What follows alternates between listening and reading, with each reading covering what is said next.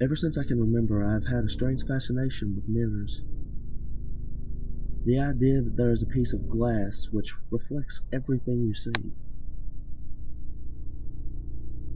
I still wonder what the first man thought when he saw his reflection in still water. Did he instinctively know it was him? Or did he spend a few minutes moving his arms around until he realized that this other man matched his movements completely? Whatever the case, my natural curiosity for mirrors led to one of the most unbelievable moments of my life. It was 7 years ago. I was a 10-year-old who had just moved out of the cozy suburbs to a large ranch house, smack dab in the middle of 10 acres of land. I had many memorable experiences in that house and surrounding property. Getting bitten by a raccoon, having late-night airsoft wars. There is one that I've never told. One that's set apart from all the others. We bought that house as a fixer-upper, and since I was a 10-year-old with a taste for adventure, I claimed the lone upstairs bedroom as my own. The room was complete with dated brass fixtures, thick teal carpet, and its own connected bathroom. Over time, as I thought this story through in my head, I'm surprised that I didn't notice anything when I first went into that bathroom. I didn't have a dark foreboding. There wasn't anything to stand out that was creepy or weird about it. Just a room, a sink, and a mirror. The mirror was massive. It sat behind the sink, so you couldn't help but see yourself when you walked in.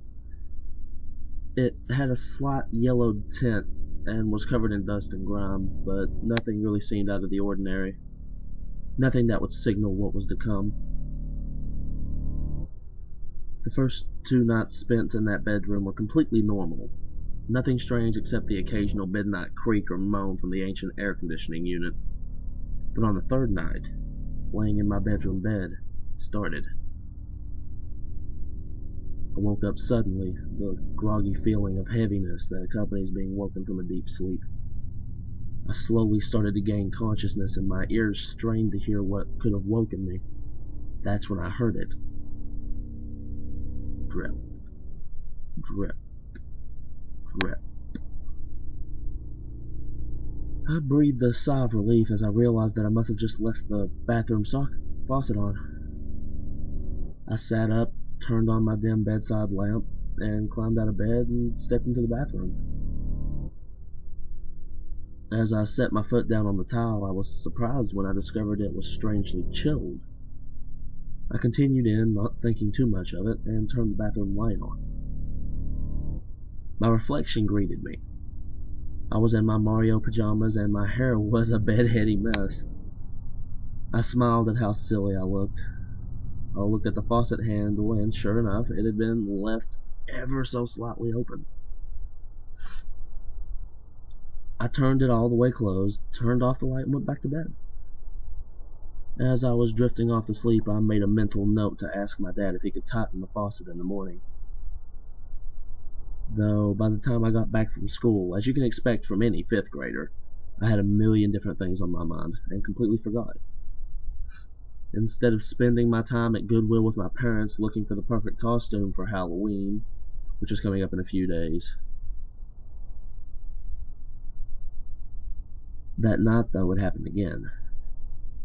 I awoke suddenly with the same strange heaviness that covered my body the night before. Instinctively, I strained my ears, and I heard it again.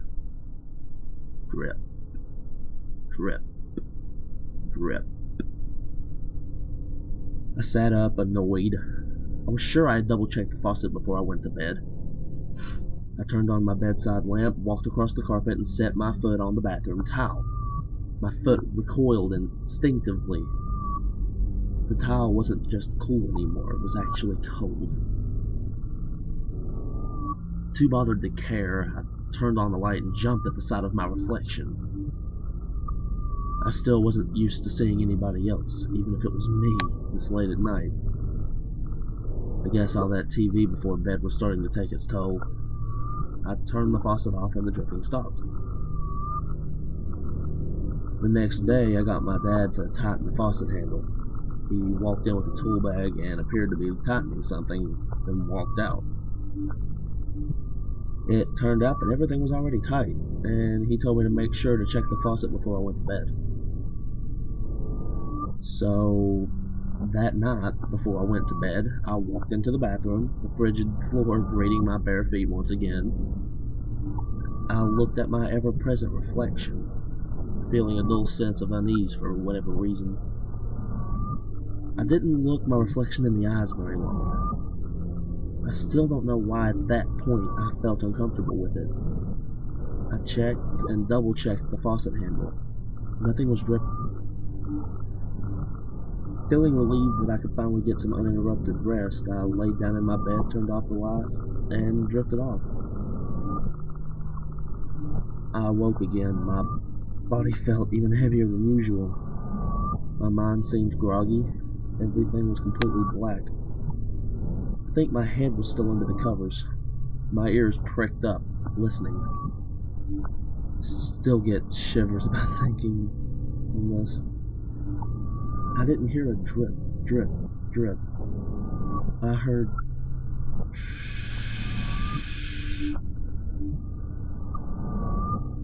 After spending a few moments trying to decipher what this sound was, I realized it was the faucet. The faucet was on completely. No longer a drip, but a steady stream.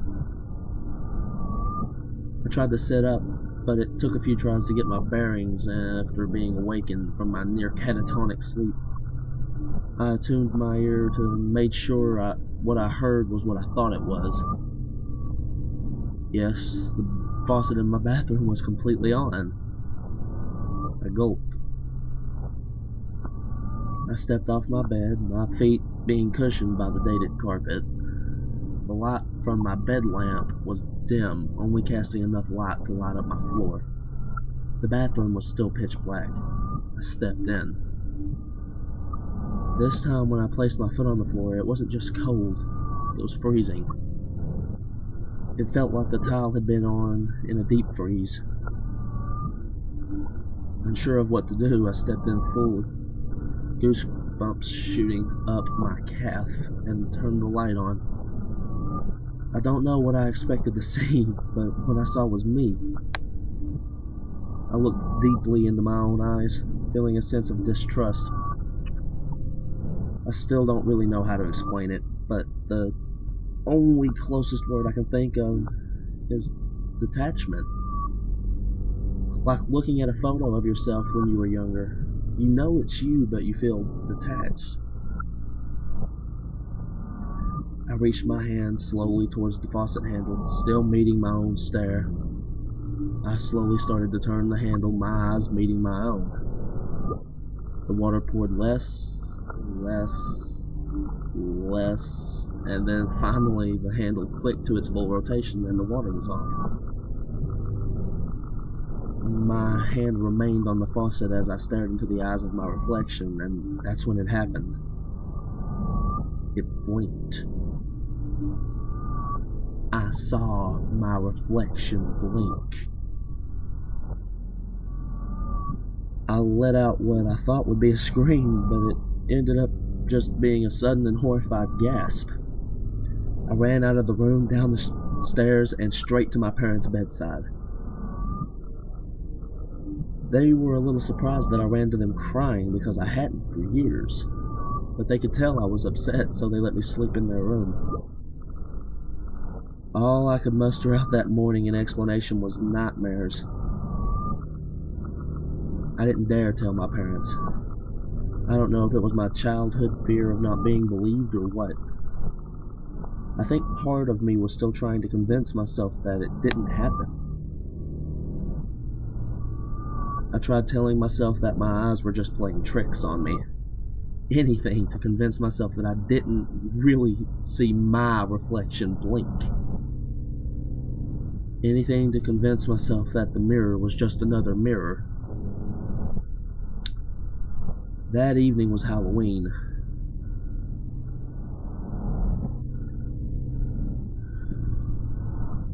I was invited by some of my new 5th grade friends to go trick-or-treating with them. But after a few hours, we had to stop early due to a giant rainstorm kicking in. When I returned to my house, pillowcase full of candy in tow, my parents greeted me with news that sent shivers down my spine. They were going on a date night. I tried to explain the various made-up excuses I had for them to not go. I even tried using the lightning storm outside as an excuse. But nothing worked, and I didn't dare tell them the real reason. They patiently explained how I was 12 years old and they'd only be gone for a few hours, and I had their phone numbers if I needed to call. Once the door shut behind them, my heart dropped. I was alone with the mirror. I spent the first hour or so downstairs. I tried to get the TV to work, but because of the storm outside, I was only getting static. That's when I made my decision. I still don't know what drove me to go back into the bathroom. I've tried to explain it as childhood curiosity, temporary insanity, and a few other things. To this day, I still don't understand it. Whatever the case, I found myself climbing up the stairs to the top floor where my bedroom was located. I walked into the bedroom, and as if on cue, a particularly loud clap of thunder made the windows rattle. I turned on my bedside lamp and sat on my bed staring at the bathroom doorway. I pulled out my still full candy bag, reached my hand down into it, and pulled a few Tootsie Rolls. I ate quietly, hoping the sugar would give me courage. I walked into the bathroom, turned the light on, and looked my reflection dead in the eye. Time seemed to stand still. My reflection no longer felt like me. Looking at it made me feel almost offended that there could be something so similar to me but so different. Everything got very quiet. I could hear my heartbeat loudly in my head. My reflection was moving. Its arm, to be specific. I only saw it out of my peripheral vision because our eyes were locked. But it was definitely moving. What felt like an electric current shot up my body. My hair stood on end and I was frozen, staring, every single muscle in my body tense. I tried to scream, but I couldn't move. My reflection still stared back at me, its face neutral. It was moving its hand towards the faucet handle on its side. It got closer and closer, and then I felt something on my hand. I strained my eyes to look down just a tiny bit and realized my own hand had grasped the faucet handle on my side.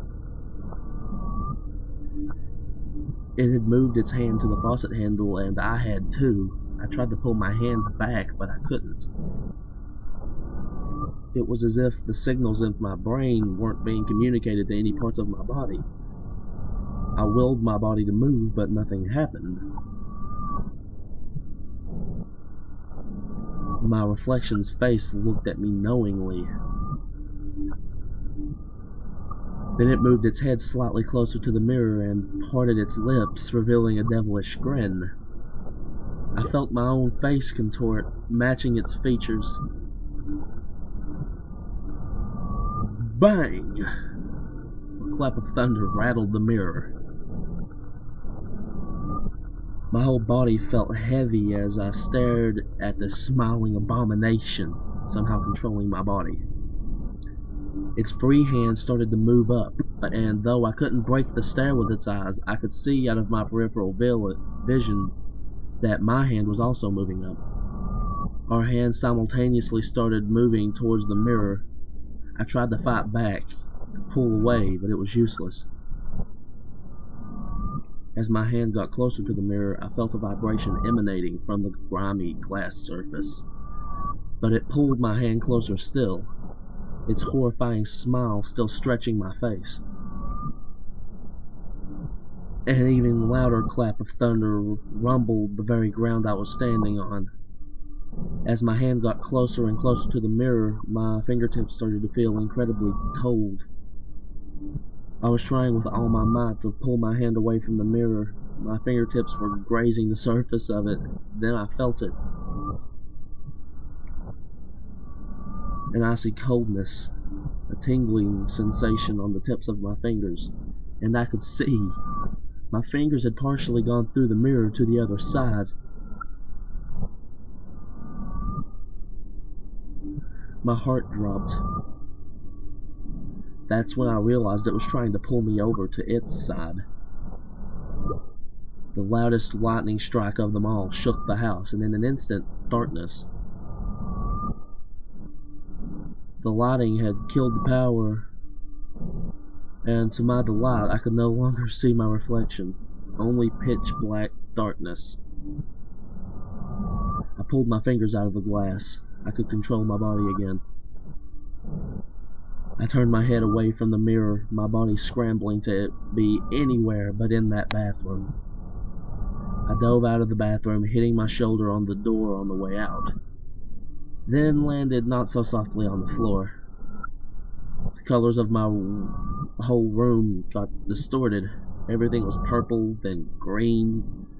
The room was spinning and my head felt light.